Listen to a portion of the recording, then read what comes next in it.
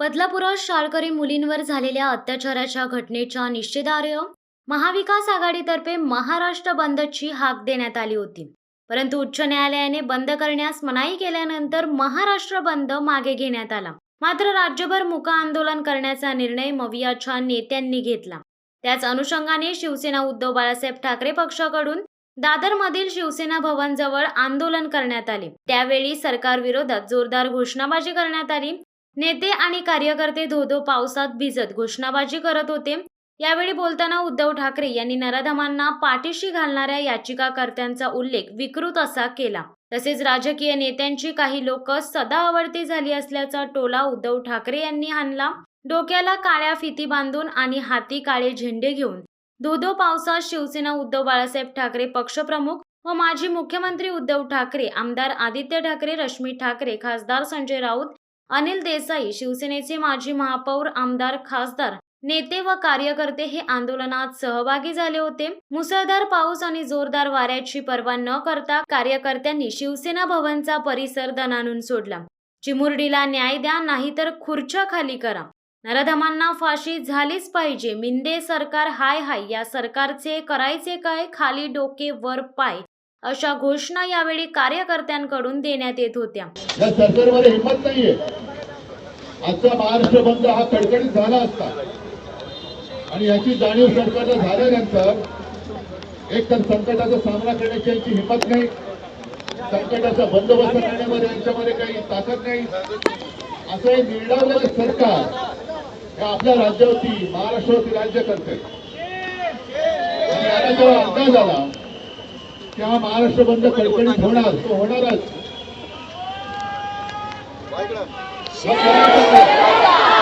त्यांनी त्यांचे केले सपाटे कोर्टात पाठवले आणि कोर्टाकडनं आपल्या महाराष्ट्र बंदला अडथळा निर्माण केला गेला.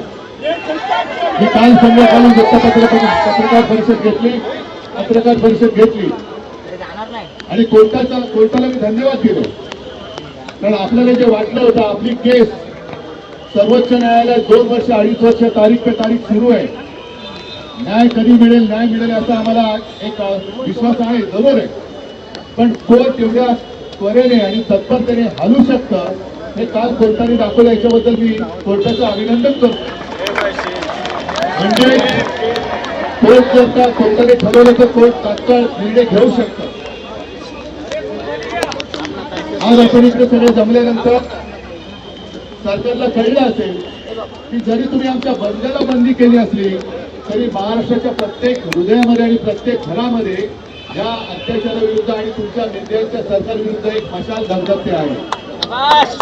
तुम्ही आमच्या बंदला बंद केलं. कशासाठी बंद केला होता?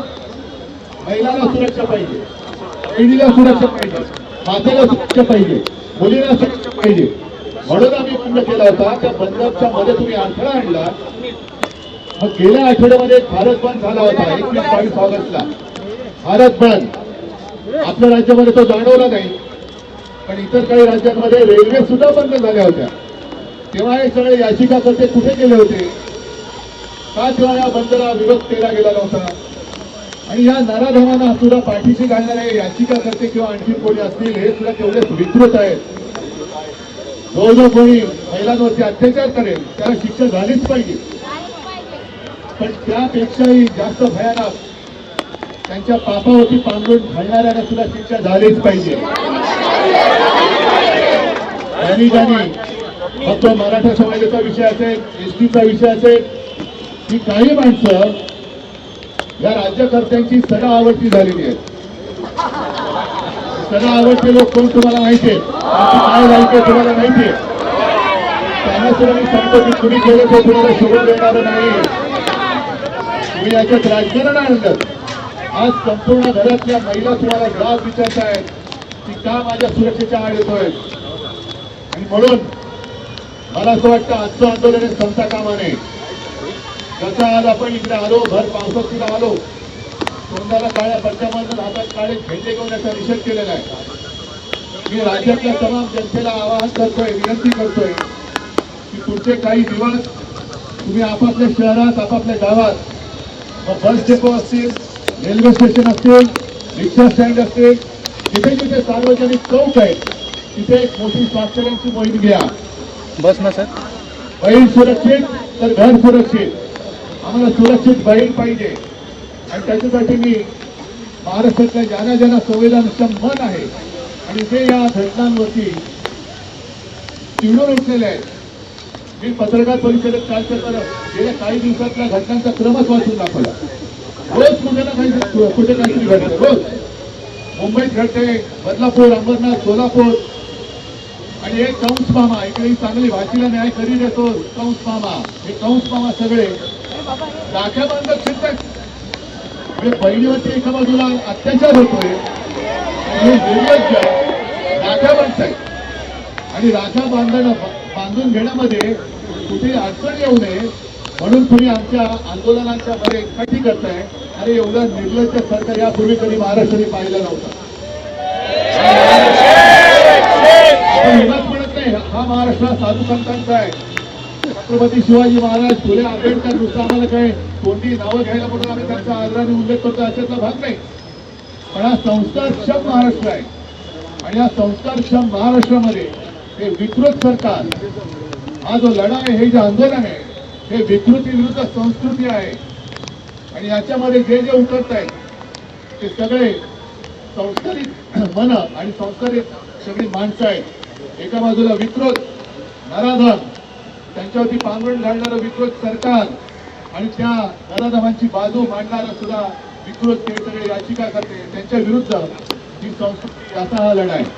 म्हणून मी सगळ्यांना विनंती करतोय की आजपासून आपापल्या गावात, मुख्य चौकात, सार्वजनिक ठिकाणी सुरक्षित बहीण सुरक्षित तर घर सुरक्षित याच्यासाठी सर्व नागरिकांना आपण व्यक्त होण्यासाठी स्वाक्षरी करण्याचं आवाहन करा आणि जेवढ्या स्वाक्षऱ्या आपण गोळा करू त्या सगळ्या स्वाक्षऱ्या ह्या एकत्र करून आपण माननीय उच्च न्यायालयाला पाठवणार आहोत. त्यांना सांगणार आम्ही बंद का करत होतो, तुम्ही आमचा बंद जरी केलात तरी सुद्धा आमचा आवाज तुम्ही बंद करू शकणार नाही. आमचा आवाज यापेक्षा मोठा होईल.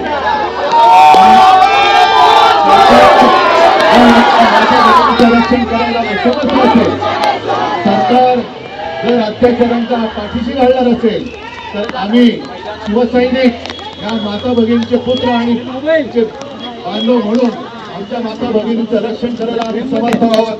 आमच्या राज्यामध्ये आमची भगिनी सुरक्षित राहिलीच पाहिजे, हा आमचा अट्टहास नव्हे, आमचा एक कायदा असेल. आणि म्हणूनच जो शक्ती कायदा आपण केला होता, राष्ट्रपतींकडे तो पाठवला गेलाय. राष्ट्रपती सुद्धा महिला आहेत, त्यांना सुद्धा मी जाहीर आवाहन करतोय की महामहिम राष्ट्रपतीजी, आपल्या दप्तरामध्ये, आपल्या कार्यालयात गेले 1-2 वर्ष माता भगिनींचं रक्षण करणारा शक्ती कायदा हा धुळखात पडलाय.